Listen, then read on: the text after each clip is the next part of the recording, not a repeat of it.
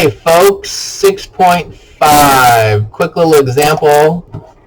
They just jump in straight into problems, but little example. Let's say you have x plus 2, x minus 4 equals 0. So the left side is in factored form, and the right side is equal to 0. So once you have it in factored form equals to 0, all you do is you set each factor equal to 0. So that would be x plus 2 is equal to 0, and also x minus 4 is equal to 0. So you quickly get your answer of -2 and +4. So another example, let's say we have x minus 5, x plus 7 equal to 0. I could quickly just look at the answers. If I see x minus 5, I set that equal to 0, I know I get 5. I set that equal to 0, I get -7. Seeing the pattern? A couple more examples. So let's say we have x plus 5, x minus 3, x plus 1, factored form, all equal to 0. Then the answers are pretty easy. X is equal to -5, 3, and -1. Okay. Another example. X plus 4 squared is equal to 0. Okay, so that's just x plus 4 times x plus 4. So just -4 would be the answer. Oh, but it's the answer twice. Only write it once. Okay, that's easy. So you might have x plus 9 squared, x plus 1 cubed, x minus 2 equals 0. So as long as it's in factored form, it's real easy. The answers are -9, -1, and 2. Boom. A couple more examples. Let's see. So let's say we have 5, x plus 2, x minus 8 equals 0. So the constants, the numbers out in front, you just ignore those. So the answers are -2 and 8. Boom. Done. Okay. So let's just make a problem up. X squared minus x plus, did I say plus? Let's try again. My bad. X squared minus x minus 42 equals 0. Oh, it's not in factored form, so we need to put it in factored form. The right side equal to 0, so x, 42, 6 times 7, so a plus, a minus, difference of 1. Signs are different. Bigger guy is negative, so the 7 is -6. Oh, so now it's in factored form equal to 0. Easy peasy. The answer is -6 and 7. Done. Okay, so now we're ready to do some problems from 6.5. Oh, geez. No big deal. They really didn't give us any warm-up. They just throw you right into it. Okay, 278. 5. They use the letter b. I'm going to change it to x because it doesn't matter. 5x plus 1 and 6x plus 1 equals 0. Oh, it's in factored form. Okay, so you see how it was real easy when there's nothing in front of the x? So now we essentially have to set each piece equal to 0. And then set this piece equal to 0. Okay, so just bring the 1 over. Divide by 5, divide by 5. Okay, so there's one answer. Subtract 1, subtract 1. 6x equals -1, divided by 6, divided by 6. Okay, so x is equal to -1/5 and also -1/6. So those are my two answers. So you see how they put a number in front of x, so we had to actually solve it out. The examples I gave were just a warm-up, and I didn't do anything silly like that. But factored form, set each factor equal to 0. If the factors are real simple, nothing in front of the x, you can just look at it and sort of put the opposite. Okay, that's 278. 280. Another good problem. 280.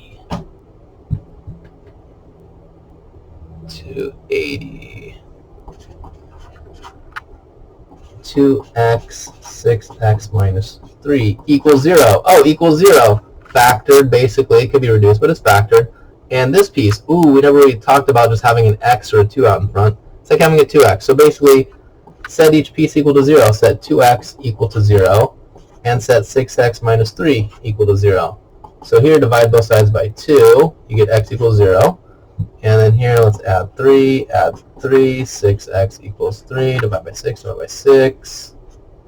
X equals 3, 6 is just 1/2. So we get an answer of 0 and an answer of 1/2. Okay, no big deal. But basically, if you see a 2x out in front, right, I would just ignore the 2 and just say x is 0. Oh, okay, boom. But technically, this is what we did. Okay, 284.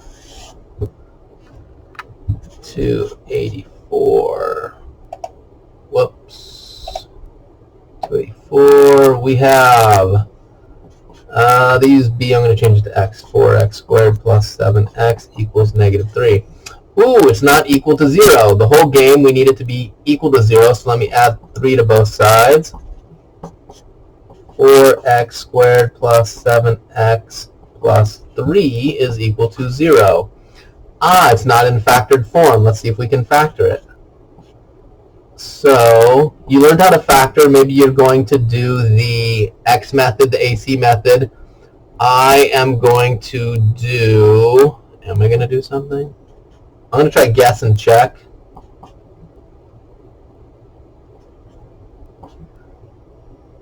It could have been 2x and 2x, 4x. So basically, figure this part out on your own. I'm doing the guess and check. So just guess and check works best if you've been doing, every odd and you're really getting a feel for it. I'm trying to get 7. So I know that 4 plus 3 is 7. So you see how I got a 4x and a 3x? Signs are the same. They're both positive. 4x times x is 4x squared. 4x and a 3x is 7x. 3 times 1 is 3. Boom. Set each piece equal to 0. This one I can do in my head. The answer is negative 1. This one, with a little bit of practice, you'll be able to do the answer in your head. But just set it equal to 0 for now. So 4x plus 3 is equal to 0. So subtract 3, subtract 3. 4x equals negative 3. Divide by 4, divide by 4. And so x is negative 3/4. And then this one, you set it equal to 0. Well, this one's easy like we were doing way before. So just x plus 1, so that should give us negative 1. So x is equal to negative 3/4 and negative 1. So with a little bit of practice, you might be able to get negative 3/4 in your head. You just look at that and you go, oh, okay, I'm going to bring the 3 over, negative 3 divided by 4, negative 3/4. Okay. Cool. That was 84.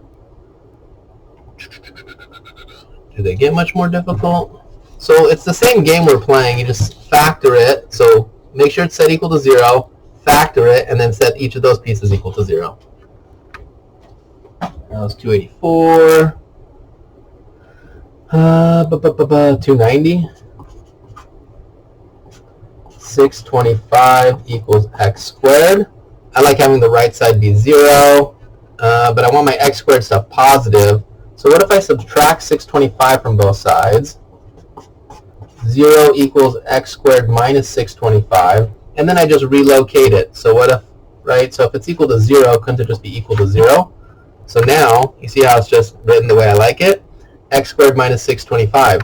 625 is 25 times 25, I think. Let's double check. 25 times 25. 625, yes. Okay.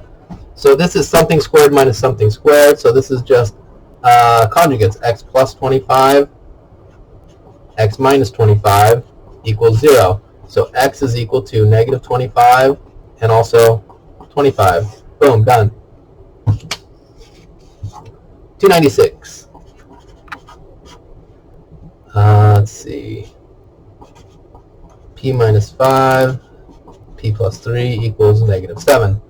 Oh, it's in factored form, but the right side is not 0. Ooh, they're trying to trick us. So we have to clean everything up so that we get 0 on the right side. You can't just set each piece equal to negative 7. It does not work. Do not try. We need to make this equal to 0. So let me FOIL this mess out. Negative 5p plus 3p. So I'm going to sort of do this really quickly. 3p minus 5p is a minus 2p. I'm basically foiling in my head. Minus 15. Bring that minus 7 over, so add 7 to both sides. Did 2 or 3 steps in my head. Yeah, so far so good. P squared minus 2p, negative 15 and a positive 7 is a negative 8 equals 0. Equals 0. Now let's factor it. P, signs are different because that's a minus sign. Plus, minus. 2 and 4, difference will give me 2. Signs are different, bigger guy's negative. So the 4 here, the 2 here, double check. Negative 4p, positive 2p is negative 2p. P squared, negative 8. Boom. Equals 0. This should be easy. P plus 2, p minus 4 equals 0, factored form. P is equal to a negative 2 and a positive 4. Ta-da! Okay. 314. 314. We're getting there, folks. Slowly but surely. 314, it says f of x equals x squared plus 11x plus 20. And 2 questions. Find it when f of x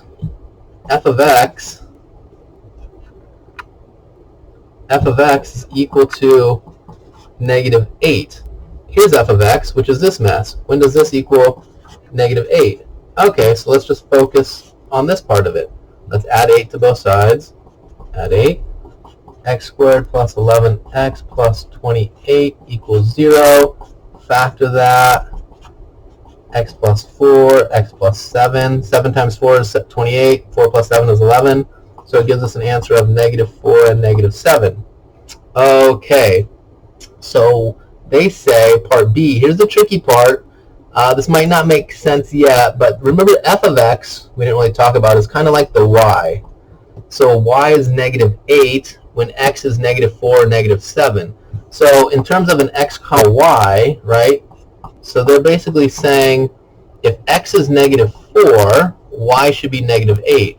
If x is negative 7, y should be negative 8. That might not have made sense yet, but just go with it. So you should be able to replicate the process I did. You should be able to solve for that and then kind of just say, okay, x is that or that and y is that, so I get those 2 answers. Okay. The zeros of the function, 318. The x-intercepts of the graph, the y-intercept of the graph. Oy vey. Okay.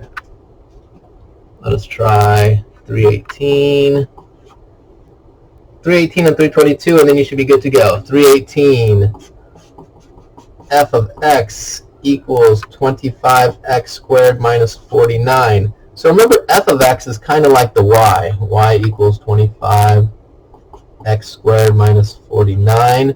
So if we're graphing this, let's jump to part C. They want to know the y-intercept. The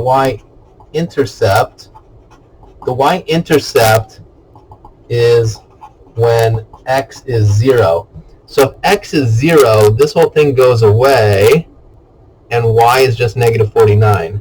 So y-intercept is negative 49. The book might call it if x is 0, comma, negative 49. So that's sort of part C. Why did I jump to part C? Because it was the easiest, right? Oh, what's the y-intercept? Negative 49. Oh, because I just let x go to 0. Okay. Now what do they want? The zeros of the function. Part A, find the zeros of the function. Oh, you mean set the function equal to 0. Okay, so let's just focus on this. 25x squared minus 49 is equal to 0. Perfect square, perfect square, perfect square. Equal to 0. 5x plus 7, 5x minus 7 equal to 0. Now, I said set each piece equal to 0. If you keep doing these, you'll start getting good at it, and you'll go, oh, I can do this in my head. Negative 7/5 and positive 7/5. Or set it equal to 0 and solve it and get it. Okay, so that's part A. That's the zeros of the function. What does the zeros of the function mean? Set the function equal to 0 and solve. Okay. Oh, what is this, 318? Okay, find the x-intercepts. So remember we said that if the f of x is like the y, so that means the y is 0, right? When we set the function equal to 0, we're letting the y be 0. So if the y is 0, so the x and the y, so if x is negative 7/5, the y is 0. If x is positive 7/5, the y is again 0. Okay, so that was part B. I guess this is part A. Part A, find the zeros of the function. Part B, the x-intercepts. Okay, and then part C. I know this one was confusing, but I think you should be able to mimic what I did just to get the right answer. It might not make perfect sense, but you should be able to get the right answer. Okay. 99% of math is just being able to follow directions well. So replicate what I did here. 322. 322. 322. How long is this video? 16 minutes. Oh my gosh. 322. The product of two consecutive odd integers is 195. Find the integers. So you can just keep guessing. So odd integers. 9 times 11. No. 11 times 13. No. 13 times 15.